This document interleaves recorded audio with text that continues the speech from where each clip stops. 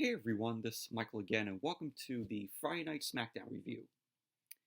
And this review is going to be on this past Friday's edition of Smackdown, which was the November 1st edition. And this Smackdown was from the KeyBank Center in Buffalo, New York. And this Smackdown took place the next day after Crown Jewel, which was on Thursday, which was a horrible, boring show, in my opinion. You know, aside from Mansoor versus Cesaro and the Team Hogan, Team Flair match, the 5-on-5, The Fiend, Bray Wyatt winning the Universal Championship from Seth Rollins. Other than that, Crown Jewel was a shit show, in my opinion. And you guys have heard the news from this past weekend.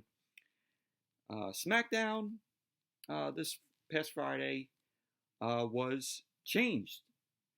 And this Smackdown had the NXT superstars come up and perform on SmackDown on the main roster.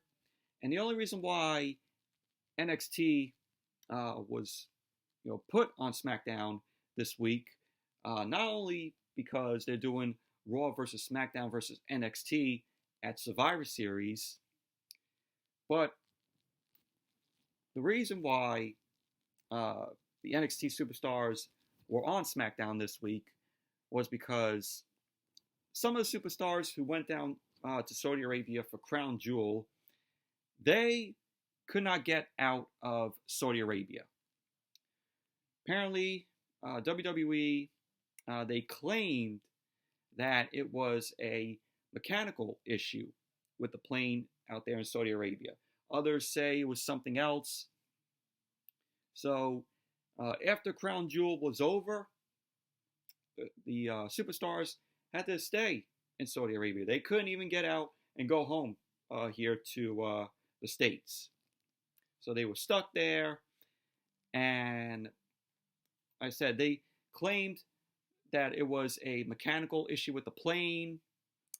Others say that it was something else, that something else was going on from keeping the superstars from leaving Saudi Arabia. And because of this, because of some of the superstars getting stuck there, many of the superstars, apparently they don't want to go back to Saudi Arabia. And I don't blame them. But from what I heard, this is a rumor that WWE wants to keep the deal with Saudi Arabia alive. And I'm reading this off of CageSideSeats.com. And there's also more detail about the Saudi Arabia travel issues. And it says right here, it was claiming that it was a mechanical failure, but there was rumblings of it was something different. So it says right here, as of September 30th, WWE had not been paid by the Saudi government for the last show that they ran in Saudi Arabia, which was Super Showdown, which happened in June. And there was also stuff saying that there was something that was happening with Vince McMahon and the Saudi prince, and that the show was pulled quickly at the end. They had to pull the show off the air quickly on the network. And there was superstars saying that, they aren't ever going back, to Saudi Arabia, which I said, and what I said before, I don't blame them. And they're also saying that some of the superstars, they can't wait to get out of the company. They can't wait to get out of WWE. But, some of the superstars could, they could change their minds on that and stay. But there's a lot more. There was a lot more that happened over there. This news was coming out there. Uh, there were many superstars that were upset because they were stuck there, and Vince McMahon got on a private jet, left Saudi Arabia, leaving the other superstars behind, which is terrible. But it was crazy. It's crazy. And there's also rumors saying that WWE has put their Saudi Arabia shows on hold for future shows from happening in Saudi Arabia. That's a rumor that I heard, but if that's the case, and if that news comes out, I thank God that it possibly they possibly won't do Saudi Arabia shows. If WWE and the Saudi government or the Saudi prince they don't if they don't make a deal. But it's rumors saying that they want to keep the Saudi Arabia shows alive. But there's a lot of news going on around this whole Saudi thing. But that's all the news that I could find here. But you all know, possibly have seen the news there this weekend.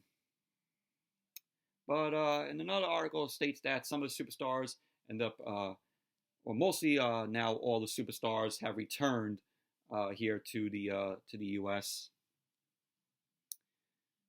So yes, that's pretty much the news on this crazy thing with WWE and Saudi Arabia and some of the superstars that were stranded there. So, but it is 7 minutes into the video. I haven't even talked about Smackdown yet. So I wanted to talk about that news. What do I think of that news? I think it's really crazy that that the superstars couldn't make it out of Saudi Arabia in time for the Smackdown show the next day. It was just a mess. But getting into the Smackdown review, with NXT superstars coming to the main roster on SmackDown, I have to say, this SmackDown was a really good, entertaining show. This is possibly, in my opinion, the best SmackDown of the year. It was just really entertaining, and the NXT superstars that came, they ended up putting on a good show. So, but it's just NXT minus it being on Wednesday night. It's NXT now on Friday on SmackDown. Because they're building up this whole Raw versus SmackDown versus NXT for Survivor Series. But let's get into the SmackDown review. So, Friday Night SmackDown opened up on Friday with Brock Lesnar and Paul Heyman. They came out, they got in the ring. Paul Heyman gets on the mic, does his whole, ladies and gentlemen, my name is Paul Heyman.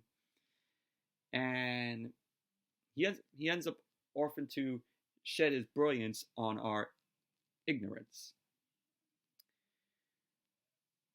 Paul Heyman ends up saying, the only way to describe his client's mood tonight is to educate us as to how he's really, really pissed off. And Paul Heyman ends up talking about how Lesnar beat Cain Velasquez at Crown Jewel. And they show footage of the entire match. So if you guys didn't watch Crown Jewel, they showed the whole Brock Lesnar Cain Velasquez match, which was a terrible match, which was a shit match. It only lasted 5-6 minutes tops. So they ran footage of the match, and they also ran footage of what happened after the match, where Rey Mysterio came in with the chair, and it just showed all that. If you watched Crown Jewel, you pretty much saw basically that again with the footage that they showed on SmackDown. And originally, from what I heard, Brock Lesnar was supposed to face Tyson Fury. So it wasn't supposed to be Braun Strowman facing Tyson Fury. It was originally going to be Brock Lesnar, but WWE changed that. And so Brock ended up fighting King Velasquez. Which, even if Brock Lesnar fought Tyson Fury, that match would have ended in, 5 minutes? Same thing with what we saw at Crown Jewel with him and King Velasquez. It would have been a shit match. So Paul Heyman ends up saying that there's a real problem, and he and Brock Lesnar went to Vince McMahon demanding for Brock Lesnar to have a match against Rey Mysterio. And Paul Heyman ended up saying that Vince said to him that he can't do that because of the brand split. SmackDown superstars being on Fox, entitled to be on Fox, and Monday Night Raw superstars entitled to be only on USA, on the USA Network. And Paul Heyman says if Rey can't come to SmackDown, then on Monday, tomorrow, on Monday Night Raw, Brock Lesnar is going to come. Brock Lesnar is going to come to Monday Night Raw. And he says that if anybody, a network, a chairman of the board, WWE, has a problem with that, he ends up saying, what the hell are you going to do about it? So Paul Heyman ends up saying that to get rid of the formalities, Brock Lesnar is quitting Friday Night SmackDown. So Brock Lesnar and Paul Heyman walk out of the ring. So we see them walk in backstage. Paul Heyman and Brock Lesnar were shown leaving the arena. And then we see Triple H and HBK, Shawn Michaels, looking on. So that kind of got you a sense that, oh, Triple H and Shawn Michaels are here. Oh, things are going to get interesting. But that was the opening to SmackDown. But this means that Brock Lesnar is officially back on Monday Night Raw, and the WWE Championship is officially back where it was originally belonged, because it was on Monday Night Raw. But this right here with Brock Lesnar quitting SmackDown, this was a waste to bring Brock Lesnar to SmackDown, because Fox originally wanted Brock Lesnar because Brock Lesnar has been in UFC, he's a sports guy, and this blew up in Fox's face, in my opinion, because they wanted Brock Lesnar. Now Brock Lesnar doesn't want to be on SmackDown, so quit, and now he's going back to Monday Night Raw. So, like I said, in my opinion, this just blew up in Fox's face right here, because of how much they really wanted to get Brock Lesnar on SmackDown for them. But there you go. Brock Lesnar is going to show up tomorrow night on Monday Night Raw. Then we had Bayley versus Nikki Cross for the SmackDown Women's Championship.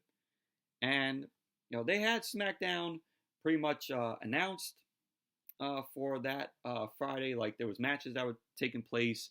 One match that they announced was Roman Reigns versus King Baron Corbin.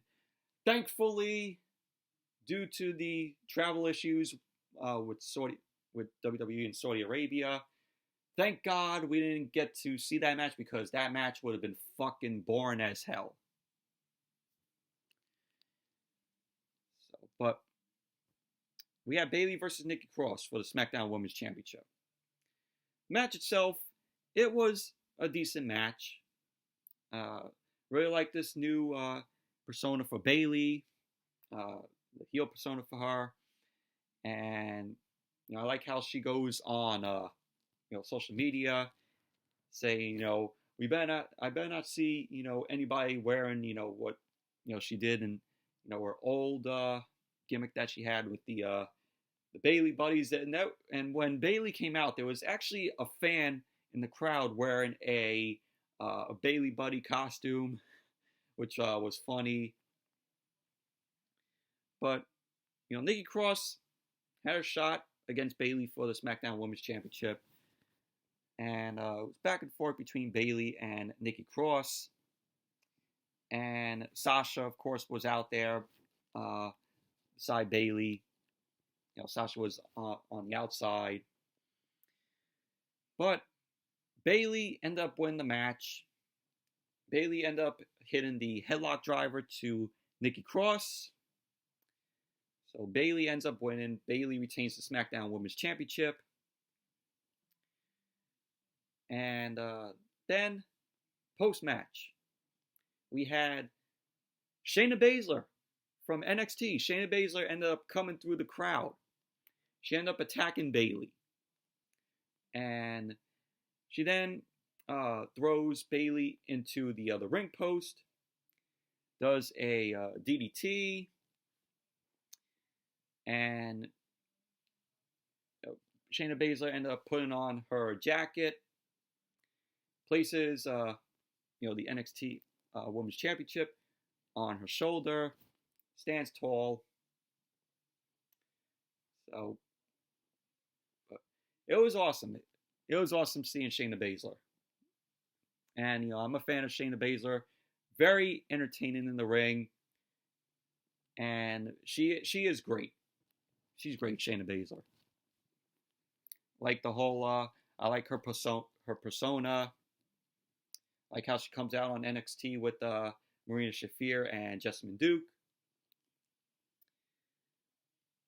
But she is a good women's champion. And that was that. I really enjoyed the what happened the post match with Shayna Baszler. And in the commentary for the SmackDown, for like this first half, we had Tom Phillips, Renee Young, and Aiden English on commentary. Then after Bayley versus Nikki Cross, they end up switching Aiden English, and they end up putting Pat McAfee with Tom Phillips and Renee Young for the whole show from there till the end of the show, because Michael Cole and Corey Graves, they were still in Saudi Arabia. They couldn't make it on time because of the issues there. But after Bayley versus Nikki Cross, we had Kathy Kelly. I like Kathy Kelly. She is a good interviewer on NXT. Met Kathy Kelly before. Very awesome woman. Very nice. And Kathy Kelly was interviewing Sami Zayn. Sami Zayn ended up saying, fair play to NXT. But they have to watch where they stick their nose. Because if one of them steps to him, it's going to be bad news. So he then stops, and we see Bro, Matt Riddle, and also Keith Lee. Two guys on NXT that I really enjoy. I enjoy Matt Riddle. He is great in the ring. Keith Lee, also very awesome in the ring.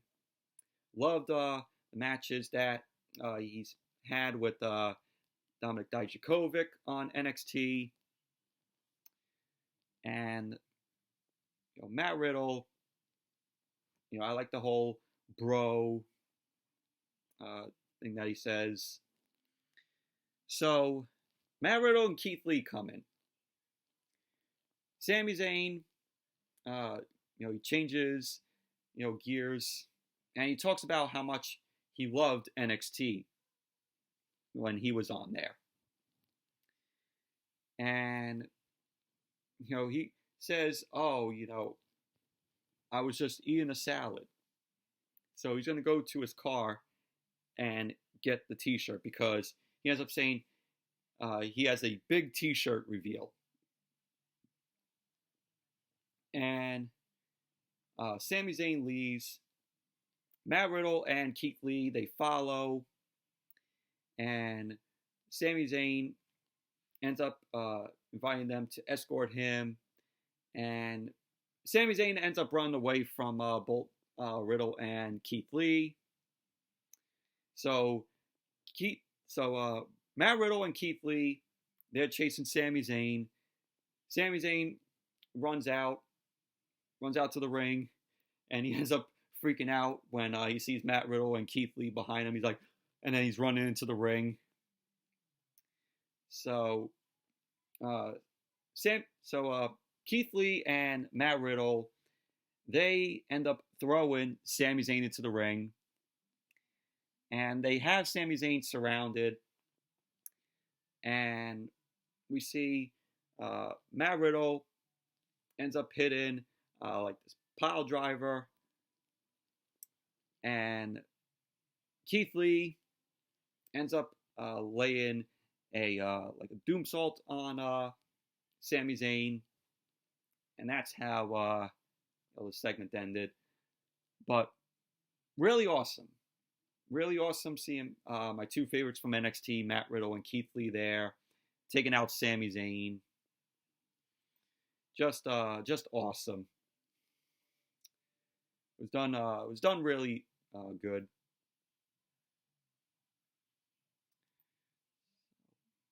But really enjoyed it. Then we had Miz TV. The Miz was out there. Miz ends up talking about how Bray Wyatt, how, his guest was going to be Bray Wyatt. We get a recap of Crown Jewel when The Fiend, Bray Wyatt, took on Seth Rollins in that Falls Count Anywhere match. And, of course, The Fiend, Bray Wyatt, won the Universal Championship. And after the recap was over, Miz ended up saying that Bray couldn't be here. Of course, Bray's one of the superstars who were stuck in Saudi Arabia. Was one of the superstars who were stuck in Saudi Arabia. And Miz says he wants to talk about the elephant in the room, which is NXT. So out comes Tommaso Ciampa. Tommaso Ciampa, another one of my favorites from NXT. I got to meet Ciampa a few weeks ago, like almost last month. He is awesome. He's a really nice guy, Ciampa. Met him at an indie show. Trying to look up the date when I met him. Yeah, I met him at the beginning of last month in October. So it's going to be almost a month ago when I met Ciampa. But very awesome guy, very nice guy. Great in the ring. And so Tommaso Ciampa came out, and he introduces himself to the Miz. He ends up saying that he just happens to be the greatest sports entertainer of all time. And Miz ends up, acting like the entire world revolves around him. And he says it's time somebody gave him a reality check. He says the fact is, Miz is everything that is wrong with Raw and SmackDown. So the Miz ends up saying Ciampa is the part. Miz says he knows who Tommaso Ciampa is, and people always say they want to see them fight on the mic. He says, but he was hoping Ciampa would bring something more original. He says if he was acting for 15 years, he deserves an Oscar. And if Ciampa is here to make a statement, make the statement. So Ciampa says, that sounds like fighting words. And, he's like, Miz wants to make it happen here right now. So SmackDown went to commercial. Then when we came back, we had Tommaso Ciampa versus The Miz, which was a really good match. This was a great match between the both of them. Tommaso Ciampa and The Miz worked really well here. The wrestling was good. And, Ciampa, he was coming off of an injury that he sustained. And he came back on TV on NXT, I think it was 2 weeks ago. So he's getting back into the ring. But Tommaso Ciampa ended up winning the match. Fairy tale ending to The Miz. So there you go. Tommaso Ciampa ended up winning the match, defeating The Miz. But all in all, it was a really good match, really entertaining. Both of them worked really well here in this match.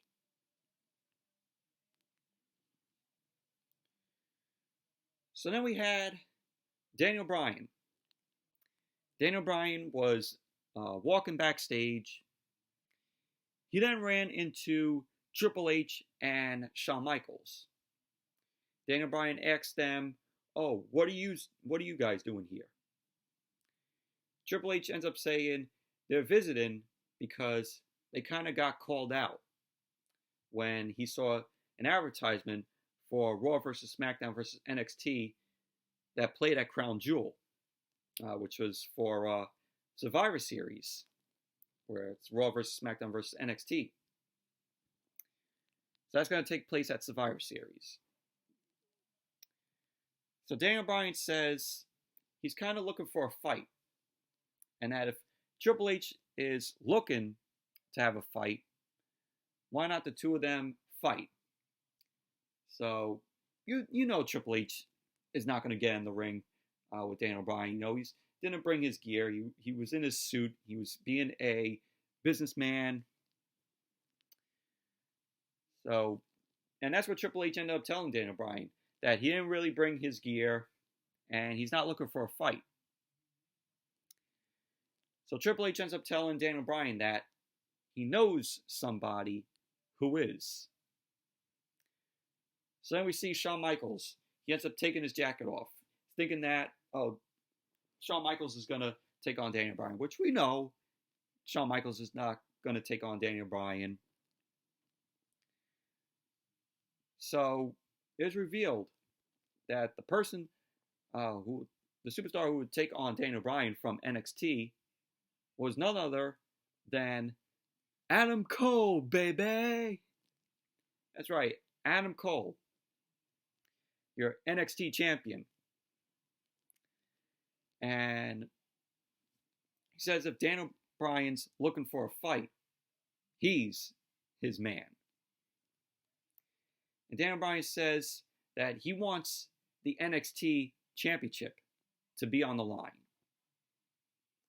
So Triple H ends up liking that and makes it the match official. So in the main event, this was the main event. It would be Daniel Bryan versus Adam Cole for the NXT championship. Really awesome.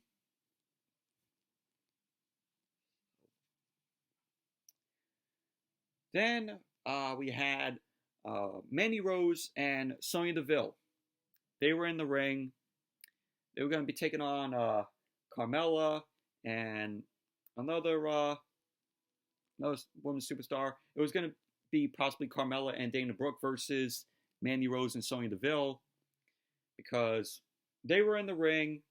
Carmella's theme ended up playing, and she did not come out. So then we went backstage. It was shown backstage. Bianca Belair, another NXT superstar, which I like Bianca Belair also. Great in the ring. So Bianca ends up beating down on Carmella and Dana Brooke. So Bianca was beating down on Dana Brooke. And, Carmella was just there. Her back was to like a road case. So Bianca ends up taking Carmella. She ends up military pressing Carmella, picks her up, and she drops Carmella over some road cases. So Mandy Rose and Sonya Deville were like, "Oh, what's going on?" They even tell the referee, "Oh, what's going on?" The referee's like, "Oh, well, I don't know. I don't know what's going on." So then we had Rhea Ripley and Tegan Knox, also two females from NXT, of the NXT Women's Division, which, in my opinion, the NXT Women's Division is the best Women's Division in the company in WWE for NXT. So Rhea Ripley and Tegan Knox come out. Rhea Ripley, I like her. She's really awesome. She's awesome on the mic. Tegan Knox, she was just coming off of a knee injury. She was originally my pick to win the Mae Young Classic, but unfortunately, she got eliminated because she injured her knee. But two of my favorites, Rhea Ripley and Tegan Knox. So they made their way out. Rhea gets on the mic. She ends up saying, "Looks like that Sonya Deville and Mandy Rose don't have any opponents tonight." Well, you do now, is what they told Mandy Rose and Sonya Deville. Well, what she told Mandy Rose and Sonya Deville. So we had the match. Rhea Ripley and Tegan Knox versus Mandy Rose and Sonya Deville. Match itself, it was a short match. Rhea Ripley, decent here. Tegan Knox, there was a point in the match where Tegan Knox and Sonya Deville were on the outside. Tegan Knox throws Sonya Deville over the announce table, and Sonya Deville ended up hitting Renee Young in the face by accident. And I don't know what it was with Renee Young here.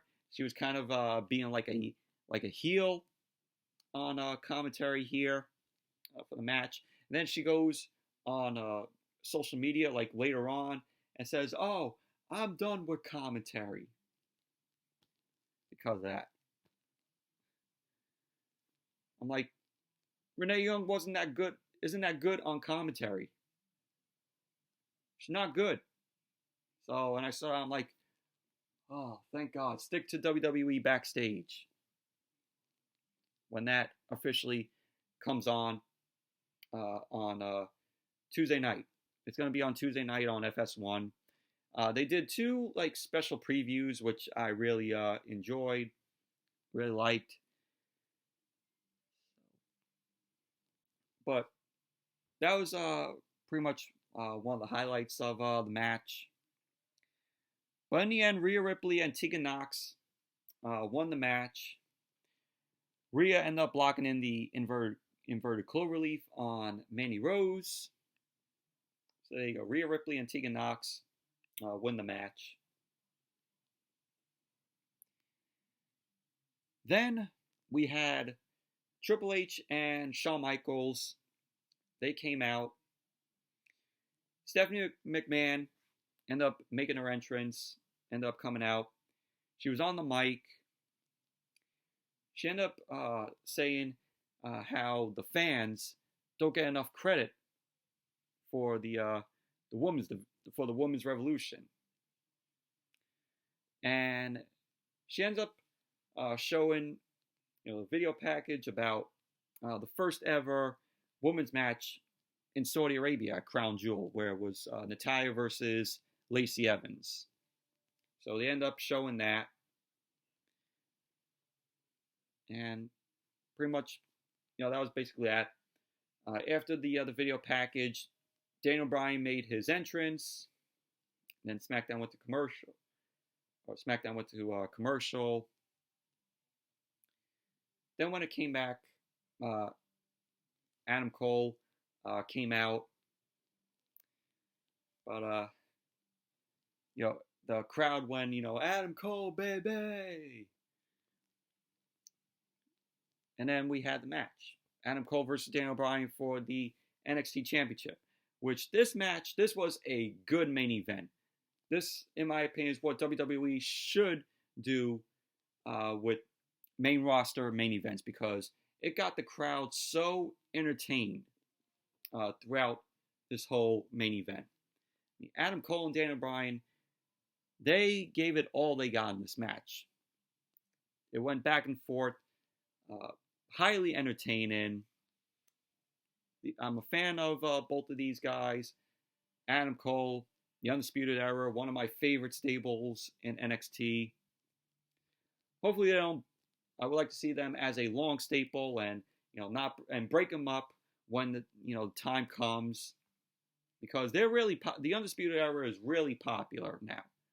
Has been really popular in NXT. Everybody loves them. Everyone is behind them. And, Adam Cole, of course, won the match. There are points in the match where, where we thought, oh, Daniel Bryan's going to win the NXT Championship. Of course, he wasn't going to win it, but it had that sort of like, it had that on your seat type, thing where like you're very entertained and you're on, the edge of your seat thinking, oh yeah, maybe Daniel Bryan's going to win the NXT Championship. Even you saw at points where Daniel Bryan was just staring at Triple H, and Triple H and Shawn Michaels were watching the match from outside. But you had Adam Cole win the match. He ended up pinning the last shot to Daniel Bryan. Of course, Triple H ended up standing up because Adam Cole is one of Triple H's boys. So Adam Cole hit the last shot to Daniel Bryan. There you go. Adam Cole wins the match, retains the NXT Championship, which we all knew that Adam Cole was going to retain. I mean, Daniel Bryan win the NXT Championship. I mean, it would have been a shock, but there's no point. There's no way that they were going to take the NXT Championship off of Adam Cole. The guy is popular. The guy. Fans love Adam Cole. So, yeah, but it was a good match, very entertaining, and one match that, this should sense why WWE should do main event matches like this, like what we saw at Adam Cole and Daniel Bryan. They should really do, main events like that, for Raw, for Monday Night Raw and SmackDown. And get people on the edge of their seats, really entertained.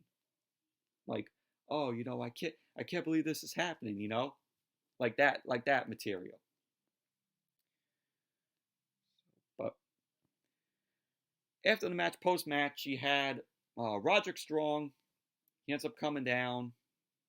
The rest of the NXT superstars that came, and we saw like some others from the NXT roster there, like that they didn't use, like Shane Strickland. Leo Rush was there, the Cruiserweight champion. And Triple H ends up getting in the ring, gets on the mic. Triple H ends up saying if they want to pick a fight, they've got it.